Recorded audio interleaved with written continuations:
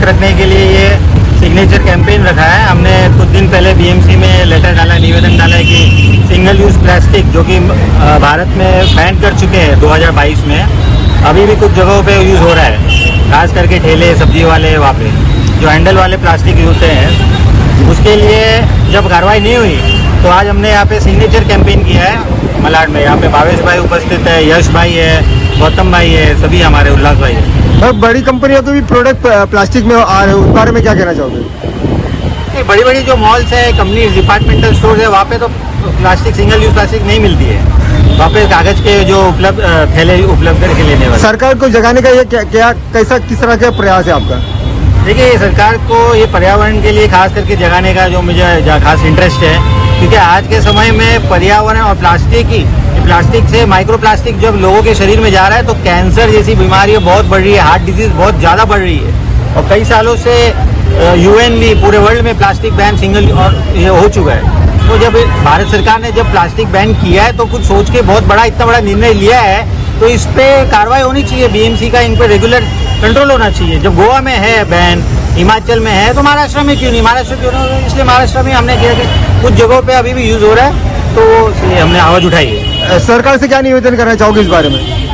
सरकार से यही निवेदन है, लिखत में लिखा है मैंने कि सिंगल यूज प्लास्टिक यूज नहीं होने चाहिए।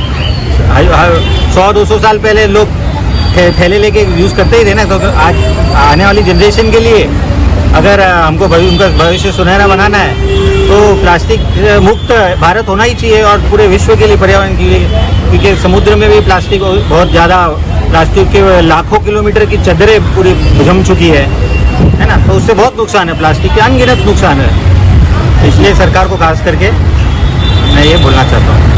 पहले तो गुंजन भाई को खूब खूब धन्यवाद कि ऐसा जागरूकता का कार्यक्रम किया है। नॉर्मली ऐसे कार्यक्रम करने से आदमी पीछे हटते हैं, क्योंकि ये क्या, इसमें ज़्यादा जज नहीं मिलता है।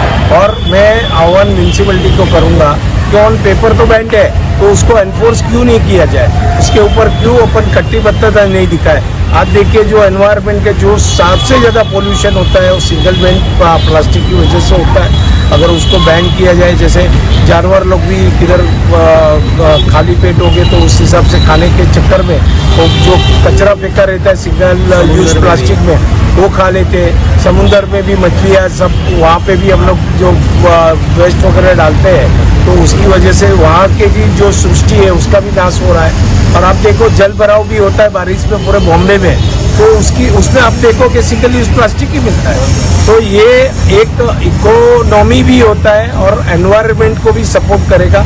तो आने वाले दिन में जो गुंजन भाई जो भी प्रयास करेंगे, हम लोग कटिबद्ध है, उनको सपोर्ट करेंगे। मैं आह्वान करता हूँ गुंजन भाई को, एक बड़ी रैली निकाली जाए, उसके माध्यम से जन जागृति फैलाई जाए और एक मोर्चा निकाला जाए। वहाँ पे अपन मोर्चे के स्वरूप में जाके municipality commissioner Shri Kundan Valvi sir को हम इसका आवेदन पत्र सौंप सकते हैं।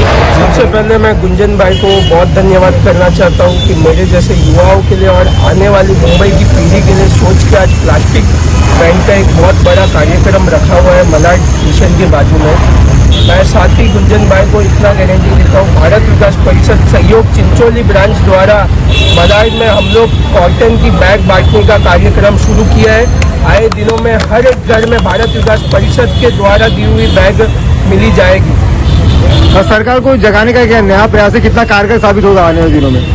आज का जो प्रयास है वो एक गांधी जी को मद्देनजर रखते हुए एक कार्यक्रम किया है। आजकल देखा है, आज की युवा बहुत भटक रही है, अलग अलग प्रकार के मोर्चे हो रहे हैं, तो हमारे गुंजन भाई ने सोचा ये मोर्चा वो सब करने से कुछ नहीं होगा, एक सिग्नेचर लेते हैं आज की युवा का कि असल में मुंबई में, महाराष्ट्र में प्लास्टिक बैन की ज़रूरत है।